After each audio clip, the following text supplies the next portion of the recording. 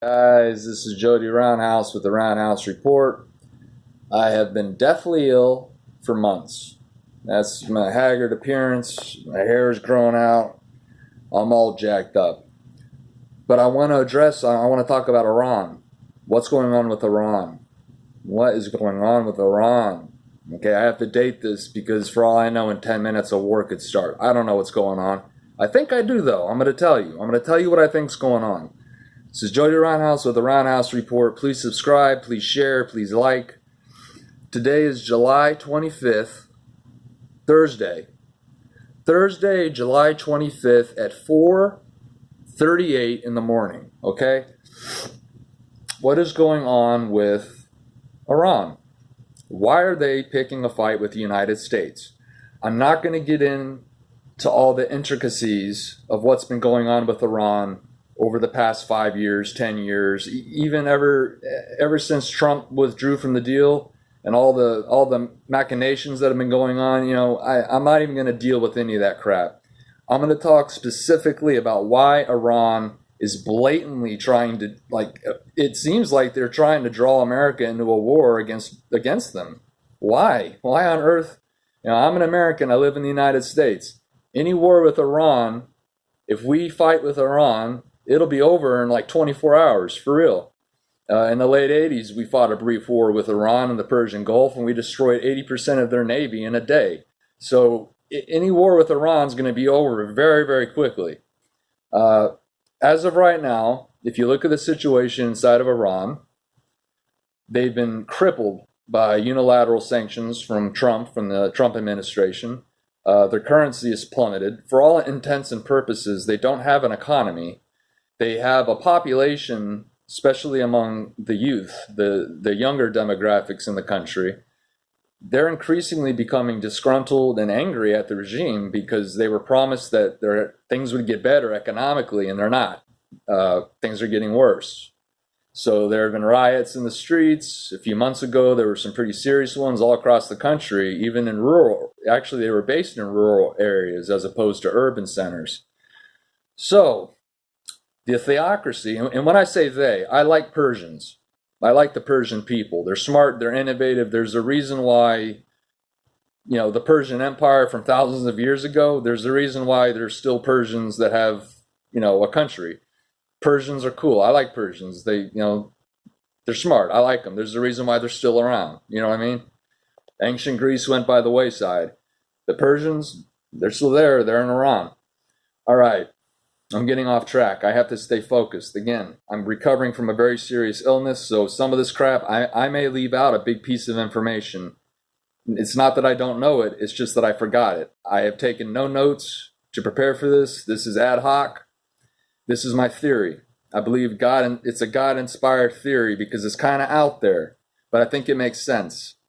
When I say they, I'm referring to the government of Iran, not the people. Okay, so the government, the theocracy of Iran, the mullahs, the Ayatollah, they're in a corner.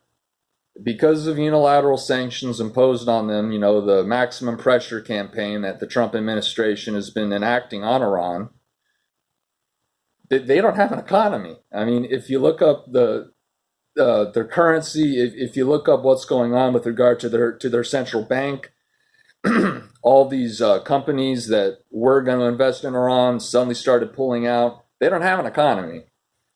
They have a civilian population that's becoming increasingly belligerent and wanting to turn against them, the regime. The only thing that Iran has going for them, I guess, is their military, but even that's questionable because they're having trouble paying some of their proxy soldiers, Hezbollah, over in Syria and in Lebanon. They're not getting paid as much as, they're not getting, they're missing paychecks now. And that's eventually going to start affecting Iran's actual standing army. They're going to start not getting paid either. They're not in a good spot right now. The government, the theocracy, their backs against the wall. So why in the world are they shooting down an American drone? They shot down that drone on June 20th. They shot down our drone, right? An American marked drone. They shot it down in international airspace, and the Pentagon released video to verify it was indeed in international airspace. And I was going to be people on here saying, oh, they just made that up. They just propaganda. Okay, well, I would trust the American government more than the Iranian government. So when the Pentagon releases a video of something being shot down and they claim it's in international airspace, and the Iranians say, no, it wasn't in international airspace, I'm more inclined to believe the American side. So they shot our drone down in international airspace. That is a literal act of war. The legalities internationally, that was an act of war. They shot down a military asset. Yes, it was unmanned. No one died. But still, they shot down our plane. That's an act of war. What are they thinking, right? Okay, then they start putting limpet mines on these oil tankers from Saudi Arabia and the UAE. They start blasting holes into the hulls. That's a cool little word play. They started blasting holes in the hulls of these oil tankers with these limpet mines. And I'm thinking, what? At first I thought maybe it's a false flag, but then like the next day they shot down our drone. And I'm thinking, what's going on? Why are they doing, and then recently they're saying that they scooped up a bunch of Americans who are CIA officers. Now that wouldn't surprise me. I know the CIA is deep in Iran. They scooped up 50 Americans and said that they were CIA. 40 of them probably are. So I'm getting off track. Why is Iran picking a fight with the United States? I think I know why. All glory to God. I think he helped my brain to tinkle. It's kind of far-fetched. Iran's backed in a corner. They know that ultimately, if things continue as they are, in terms of the economic sanctions, and it appears they will continue as they are, it's going to get to the point where they're not going to be able to pay their military. Their military is going to fragment, and it'll probably lead to a civil war, which would mean the end of the regime. They will no longer have their fancy palaces to live in. All these mullahs, and they'll be toppled. So, what I'm thinking is Russia, Russia and China already have a strategic alliance with Iran. China gets 65% of its oil from Iran, or at least through the Straits of Hormuz. I don't know I think it's directly from Iran though. So China and Russia are strategic allies of Iran. Okay. China, under Xi Jinping, they have been making very aggressive militaristic moves in the South China Sea and just in Asia in general. The South China Sea dispute, them building fake islands and militarizing them claiming, millions of square miles of ocean as being their exclusive territory. All right, that's China. Then you got Putin's Russia. They're up in Syria. They have designs on trying to break apart NATO and Europe. Okay. Well, lately I haven't seen anything coming out. Russia's been quiet. Putin has been quiet. And relatively speaking, as compared to how it's been, China's been quiet. They've all been quiet in general. So, every president is tested. A new president is sworn in. Other countries test them. They'll do something to figure out where's the red line. What can we do with this president? They have to figure him out. Trump's been in office for 2.5 years? They don't have him figured out yet. Most people, I don't even have him figured out yet. I just know that he plays the long game. He doesn't play the short game. He plays the long game. So China wants to continue doing their ambitions. They have their own stuff that they're wanting to do in the South China Sea. Putin, he has his own stuff that he wants to continue to do in Russia and Europe and the Middle East. But both of these countries, both of these leaders have kind of put things on pause because it seems like they don't have a pulse on where Trump's at. They haven't figured him out yet. So I think they're thinking they went to Iran, strategic ally. Iran doesn't like the United States, neither does Russia, neither does China. So Russia and China, Russia's economy sucks. China has more buying power. They like to use economic blackmail a whole lot. What I think happened is China and Russia went to the theocracy of Iran and they told them, listen, we need to figure Trump out, and we're having a hard time doing it. Usually, when a new American president is sworn in, we have them figured out within 6 to 12 months. We have a pretty good bead on where their head's at. But we're having a hard time with Trump. And this is me speaking as Russia and China, or at Russia and China, I'm talking as if I'm Russia and China speaking to Iran. You know, hey, Iran, we still don't know where Trump's head's at. We don't have him figured out yet. We've tried. He keeps confusing us and doing weird crap. Okay, in order for us to continue doing what we want to do, aka the South China Sea, Europe, you know, all that crap, in order for us to continue to do what we want to do, we need to know where Trump's at. Because otherwise, we may make the wrong move and he may come down on us. We don't know. We don't know. I don't know. Nobody knows.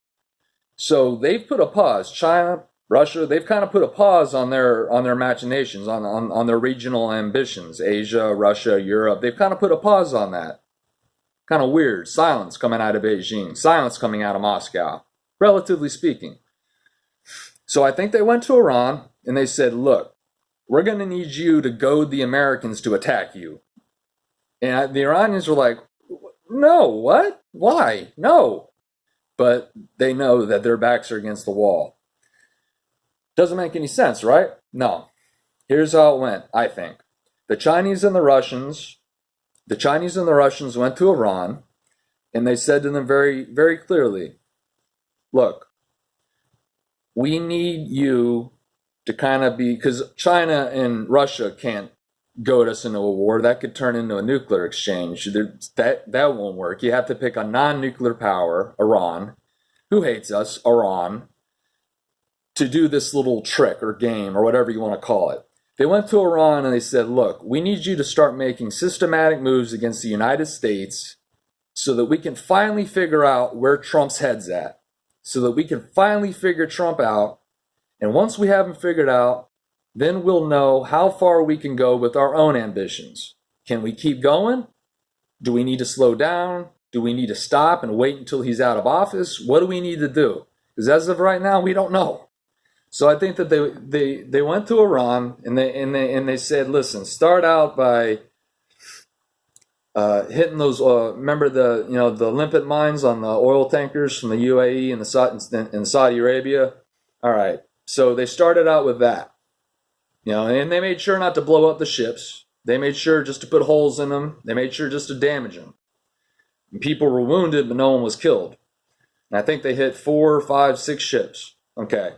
They didn't claim responsibility. At first, I thought maybe it was a false flag. And then a few days later, they shot down an American drone. Clearly marked American drone in international airspace. That's a literal declaration of war. That's war. They just, for all intents and purposes, they declared war on us. Yeah, we did nothing. Again, long game. We did not allow ourselves to be drawn into a visceral, reflexive, reactionary war. No, we want to fight the war on our terms. Anyway, I'm getting off track. China and Russia need to know how far they can go. They can't do it themselves because they risk a nuclear exchange. They go to Iran and they say, Iran, I want you to shoot down an American drone. Make sure it's not manned because we're going to take this incrementally. We want you to go as far as you can go to get the United States to attack you. The Iranians are like, WTF, why? Why? Okay. Well, I think it's become pretty clear to them as they look at their economy every day getting crappier and crappier and crappier. It's almost been smashed into non-existence. The Iranian regime knows that they're on their way out unless something happens.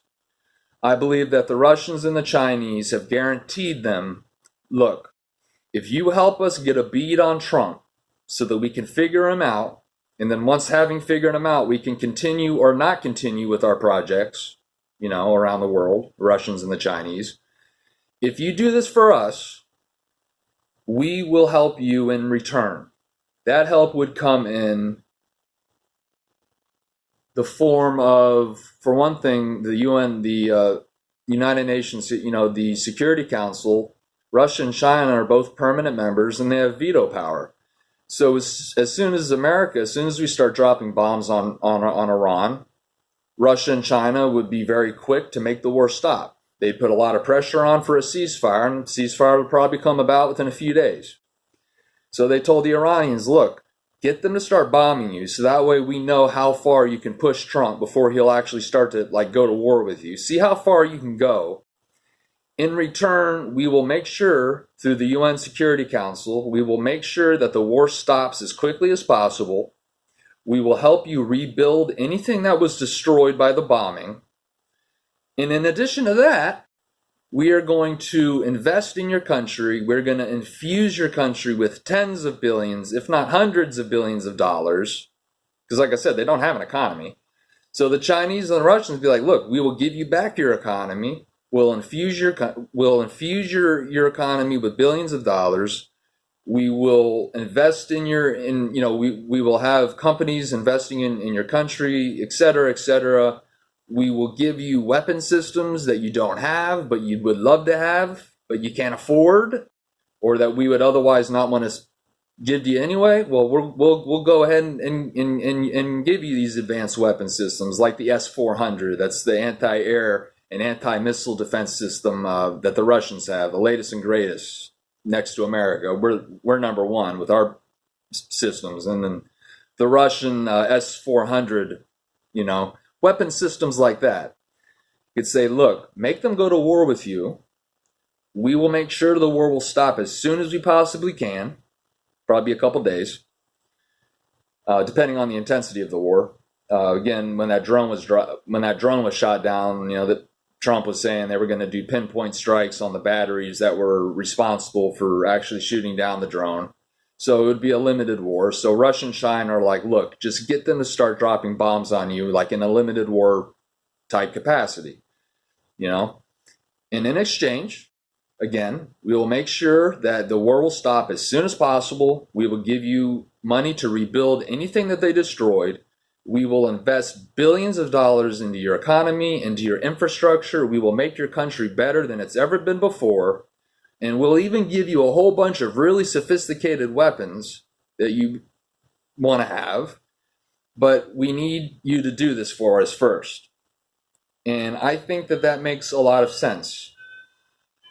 Comment, let me know what you think. But I think that Russia and China are goading Iran. They're pushing Iran into a war with the United States. Because otherwise, this crap makes no sense. They shot down the drone, and they've done a number of other blatant things afterward. They shot down the drone, and then they got on a pedestal, and the Revolutionary Guard was making, we shot down an American drone. They made a big deal out of big public spectacle, And I'm thinking, what are they thinking? This is what I think they're thinking. Their backs are against the wall, and they kind of don't have any choice but to accept such an ultimatum. They risk the collapse of their regime. They risk the collapse of them not being, they won't be able to live in their palaces anymore. They may even be just killed like Gaddafi was in the streets. They don't want that. They like their cushy palaces. So their backs are against the wall. They know they don't really have any options. The Russians and the Chinese, they have clear objectives for their own countries that they want to do. South China Sea, Europe, etc. But they can't continue them because they're afraid they'll get attacked. They don't know where Trump's head's at. They don't know they don't know what's going to trigger Trump. They don't have him figured out yet. Have Iran trigger Trump. Get Iran to trigger Trump. We'll get the war to stop. Again, this is me talking as Russia and China. We'll get the war to stop on this on the Security Council. We're permanent members. We have veto power. And we'll give you a bunch of money. We'll rebuild your country. We'll actually give you your economy back, and it'll be even better than it ever was before. That sounds pretty appealing. And I think that makes sense. Comment, let me know. But other than that, I really don't see any other alternative as to why Iran is so blatantly attacking us. They're so blatantly going after us, straight up. There is no gray zone warfare here. No, they're straight up. Their military shoots down an American military drone, and then their military gets on a pedestal in front of the cameras, and they brag about it. This is no gray zone crap. This is straight up. That was like a declaration of war. Why are they doing this? Why are they doing this? I think that I just spelled out why. You guys tell me what you think. All right. Get you. Jody Roundhouse out.